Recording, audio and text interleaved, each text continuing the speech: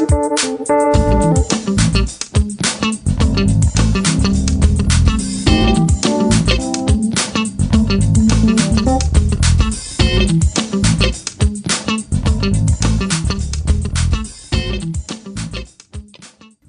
day, everyone, and welcome back again. For those of you who are watching this video, I want to wish you a happy holidays because, of course, this is Labor Day weekend.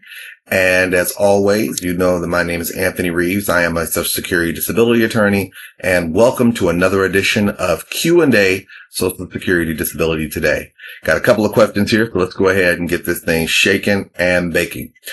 Someone asked me because they got a letter in the mail that said their disability is going to be under review, and they wanted to know, what does that mean, under review? Okay. When you apply for Social Security disability benefits, you've gone through the process, and then boom, you've gotten approved. You're probably doing the happy dance, you're good with the world, but one of the first things that I tell people all the time after they've been approved is, be aware, you're not going to get Social Security forever.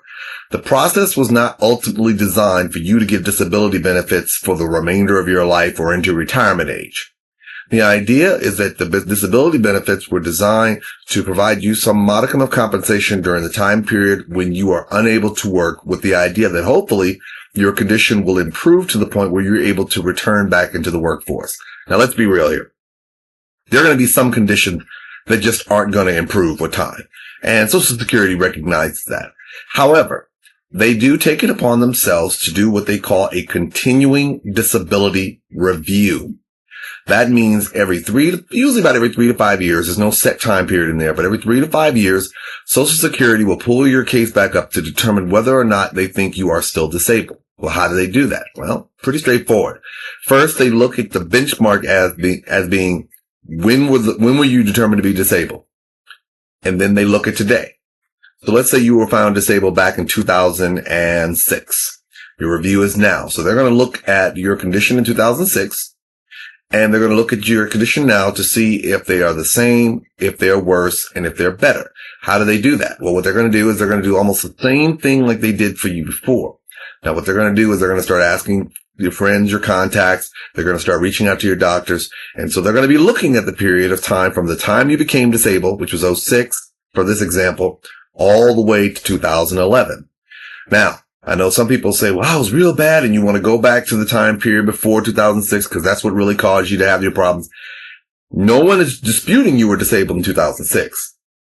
No one's disputing you were disabled in 2007, 2008, 2009, 2010.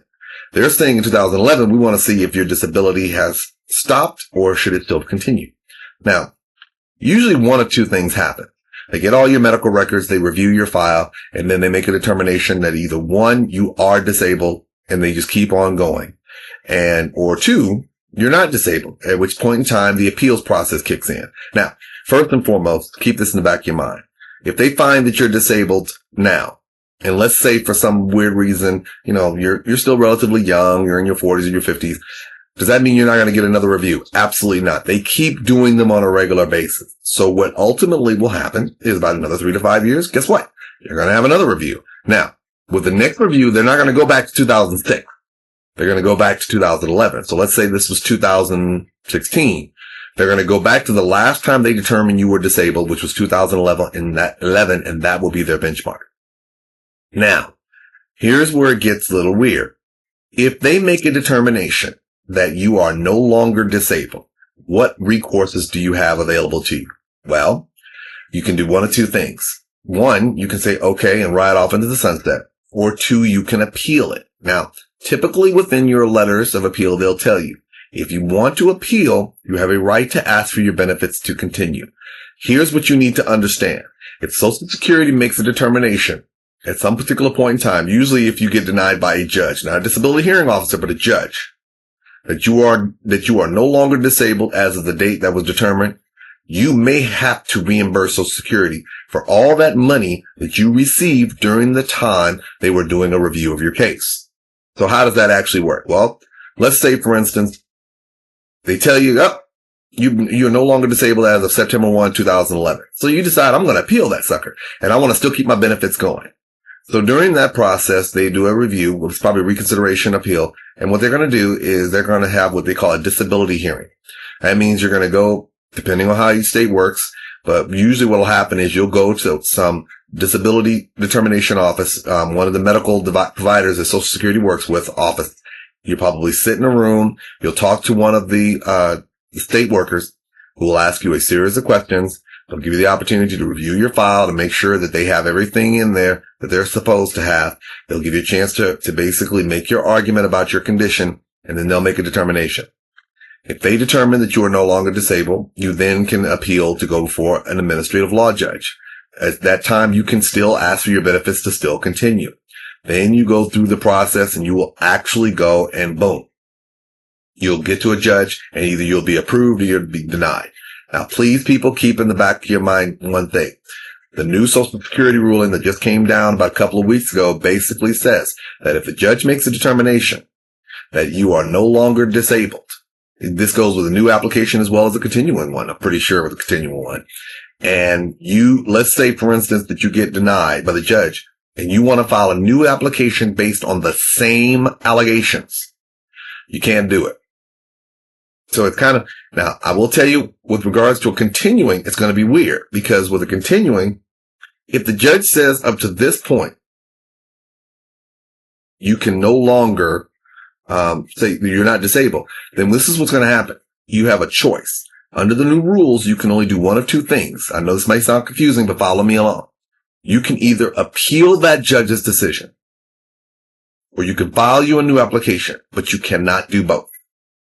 You can file a new application because under the new rules, you can't have both. You can't file an appeal of the review and then file a new application if you're still alleging the same type of thing. This is one of those things where I tell people, make sure you talk to a Social Security representative, not an attorney rep or an attorney rep, because that is something that you need to be fully aware of. Also, you need to be aware of this. If you are denied by a judge and you've been receiving benefits during the time when they've been reviewing your decision, you may have to reimburse the federal government. So keep that thought in the back of your mind. Okay? All right. Second question. Someone asked me, why does Social Security get so fired up over unemployment benefits? Okay. First and foremost, I want people to recognize there's nothing in the regulation that prohibits individuals from applying for unemployment benefits. And the fact that you receive them does not necessarily mean that you are not disabled. So Social Security is not going to basically cank your case because you received unemployment benefits. Now, there's technical aspects. So if you got an SSI, the earnings portion is kind of weird. So we won't talk about it. We're talking solely from a disability standpoint. But the thing is that Social Security has a responsibility to make a credibility determination. And when they use that, they're going to look at your situation and think about it like this. When you apply for Social Security, you're telling the federal government that due to your medical condition, you are unable to work. When you apply for unemployment, you are telling your state government that you are able to work if work was available. Now, it's weird because what you're going to find is that, and I'm going to tell you this right now, because people always ask me this, well, how did judge view this? And I always say it depends on the judge. Because let's be real, people. You know, your bills ain't gonna stop getting paid just because you apply for disability. You know, that man ain't gonna come out there and keep the lights on and say, hey, can you wait 2 years until my disability check? And I got you, boo, on the backside. It's not how it's going down. What's gonna end up happening is if you don't have money to pay those bills, guess what? Stuff gets turned off. And so people make difficult choices. But Social Security is going to look at, especially a judge, at your situation in its entirety in determining should the fact that you received unemployment or that you applied for unemployment be held against you with regards to a credibility determination. So if you find yourself in a situation where you've applied for unemployment, you're receiving unemployment for a period of time, and you're wondering if that's going to negatively affect your case, it's a case-by-case basis, people, because it depends on the judge. It depends on the circumstances by which you applied for unemployment. And if you say, what do you mean by that? Well, think of it like this. Let's say that you got hurt, you applied for unemployment, you still kept looking for jobs, and you got a job, and then you stopped and you got unemployment again. And then all of a sudden you were like, you know what, I can't do it. And so you went and you applied for Social Security. That's a circumstance that happens a lot. A judge may be sympathetic towards it. However, some judges may not be sympathetic. They may say, well, why, are you still receiving unemployment? Did you tell them that you're not able to work anymore? Well, no. Well, then why not? So it's important to understand that Will unemployment be taken into consideration? Yes. The receipt of the benefits themselves is not necessarily going to be a death for your case, but it will be taken into consideration in terms of credibility because of the fact that most people who apply for unemployment are asserting to the government that they can work, but when you apply for Social Security, you're saying you can't. This is why it's important to make sure you have a good representative to kind of help you understand how this may impact your case, and especially one who's had the opportunity to go before judges, so they can give you a good feel of how that judge is going to respond. Either way, but kind of keep that in the back of your mind. Again, everybody, I want you all to have a safe holiday. Make sure that you take care of yourselves. And as always, my name is Attorney Anthony Reeves. This is another edition of Q&A here at Ability Today.